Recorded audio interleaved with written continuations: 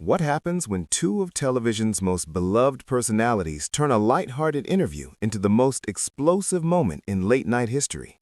The Tonight Show stage, usually filled with laughter and applause, became ground zero for a confrontation that would end a legendary career and leave millions of viewers stunned. This isn't about a publicity stunt or a scripted bit gone wrong. This is about what really happened when Kelly Clarkson sat down across from Jimmy Fallon and a simple question sparked a chain reaction nobody saw coming. Before we dive into the details of this shocking moment, make sure you're subscribed to the channel and drop a comment below telling me which late-night host you think handled controversy the best. Now, let's get into exactly what went down. The studio audience was electric that evening, packed with fans who'd waited months for tickets. Kelly Clarkson walked on to The Tonight Show, set with her signature warmth, waving to the crowd as they erupted in cheers. She'd been on the show dozens of times before, and her chemistry with Jimmy had always been effortless. They hugged, she took her seat, and Jimmy launched into his usual banter. "Kelly Clarkson, everybody," Jimmy said, gesturing to the audience for more applause. "You look amazing. How are you? What's going on?" "I'm good. I'm great, actually," Kelly responded, settling into the guest chair. "Busy as always, but I can't complain." "Busy is an understatement," Jimmy said, leaning forward. "You've got your talk show, you're still making music, you're everywhere. How do you do it all?" Kelly laughed. "Coffee? Lots of coffee, and a really good team around me." The conversation flowed easily through the usual topics. They discussed her latest album, her kids, funny moments from her own talk show. The audience was eating it up, laughing at all the right moments. Everything seemed perfectly normal, exactly what viewers had come to expect from both of them. But then Jimmy shifted gears. "So I want to ask you about something," Jimmy said, his tone changing slightly. "There's been a lot of talk lately about daytime versus late night, the whole landscape of talk shows. Your show has been doing incredibly well." "Thank you," Kelly said, smiling, but looking slightly confused about where this was going. "No, I mean really well," Jimmy continued. "And I've been reading some articles, some comparisons being made. Do you pay attention to that stuff? The ratings, the competition aspect of it all?" Kelly shifted in her seat. "I try not to, honestly. I just focus on doing the best show I can and connecting with my audience." Right, Jimmy nodded. "But you must see it sometimes, the headlines. Kelly Clarkson's show beats out this person, beats out that person." The audience started to sense something was off. The energy in the room changed subtly. Kelly's smile became more fixed. "I guess I see it occasionally," she said carefully, "but I don't think of it as beating anyone. There's room for all of us." "Sure, of course," Jimmy said, but there was an edge to his voice now. "But let's be real for a second. Your show is in the daytime slot. Different audience, different format. It's not really the same thing as late night, is it?" Kelly blinked. "I'm sorry, what do you mean?" "I just mean," Jimmy said, spreading his hands, "late night has a tradition, a legacy. Carson, Letterman, Leno. It's a different beast. Daytime talk is more, casual, lighter." The audience went quiet. You could hear people shifting in their seats. Kelly sat up straighter. "Lighter?" she repeated.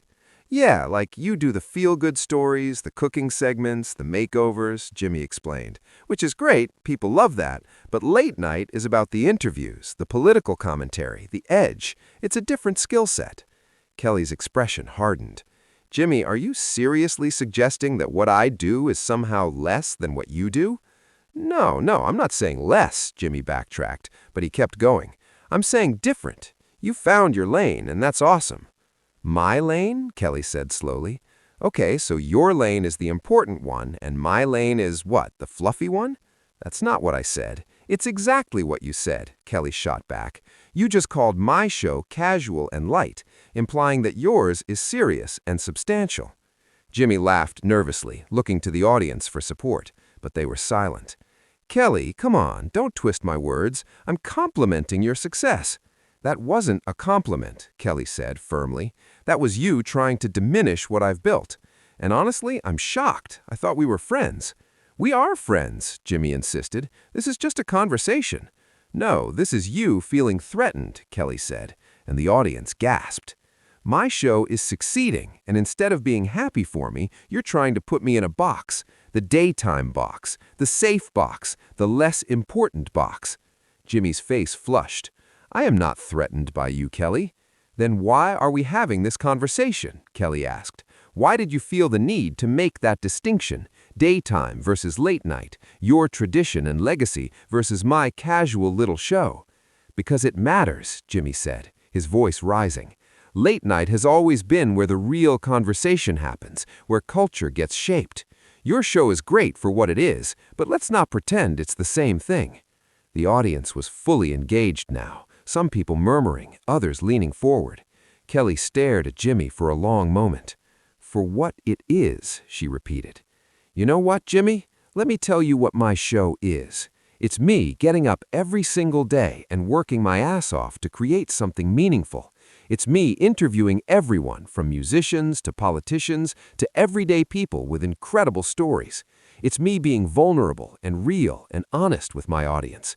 And yes, sometimes we cook, sometimes we do makeovers, sometimes we cry together, because that's life, that's connection, that's what people actually want."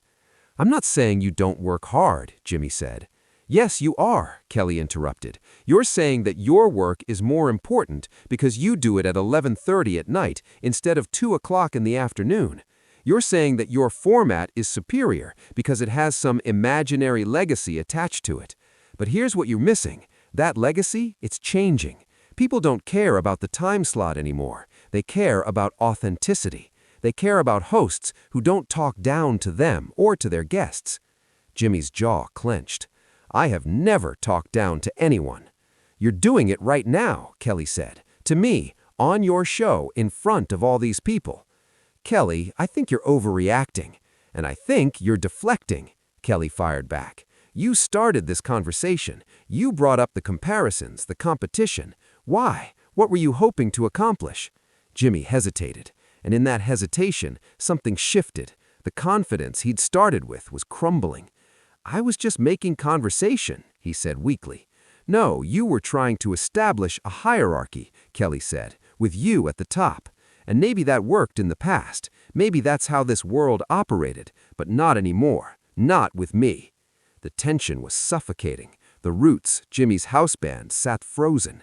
The cameras kept rolling, and the audience watched as one of late night's biggest stars found himself cornered by a guest who refused to play along. "I don't know what you want me to say," Jimmy finally said.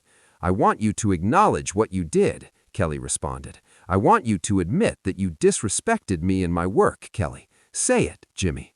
The standoff continued, neither willing to back down, as the audience held its collective breath.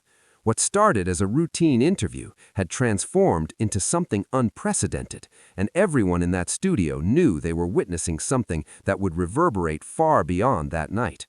The question wasn't whether this would blow up, it was how big the explosion would be.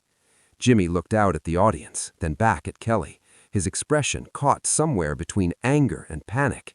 The silence stretched for what felt like an eternity. Finally, he spoke. "Fine," Jimmy said, his voice tight. "Maybe I could have phrased things differently. Is that what you want to hear?" "That's not an apology," Kelly said flatly. "That's you trying to end this conversation without actually taking responsibility." "What do you want from me, Kelly?" Jimmy asked, frustration bleeding through. "You want me to gravel on my own show?" "I want you to be honest," Kelly said. "With me, with yourself, with all these people watching. Do you think what I do is less valuable than what you do? Yes or no?" Jimmy opened his mouth, closed it, then opened it again. "I think we do different things." "That's not an answer. It's the only answer I have." Kelly shook her head slowly. "You know what the saddest part of this is? I used to admire you. I used to think you were one of the good ones, someone who lifted people up instead of tearing them down.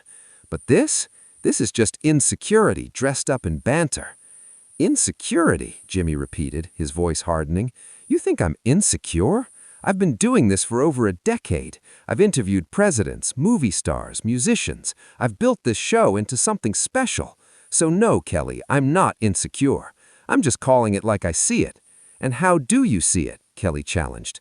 I see someone who got lucky with a daytime slot and now is acting like they revolutionized television. You've been doing your show for what, a few years, and you're already acting like you're some kind of authority on what talk shows should be? Kelly's eyes flashed. Lucky? You think I got lucky? I think you were in the right place at the right time, Jimmy said. I think daytime was looking for someone fresh, and you fit the bill. But don't confuse timing with talent. The words hung in the air like a bomb. Even the cameraman looked stunned. Kelly stood up from her chair. Okay, she said quietly. Okay, now we're getting to the truth. Jimmy, sit down. But his voice wavered. No, Kelly said firmly. I'm not going to sit here and let you rewrite my story. You want to talk about luck? Let's talk about it. I won American Idol when I was 20. I built a career from nothing. I've sold millions of albums, won multiple Grammys. And yes, I got my own talk show. Not because of luck, Jimmy, because I worked for it, because I earned it, because when they offered it to me, I was ready. I didn't mean it like that, Jimmy said, but he was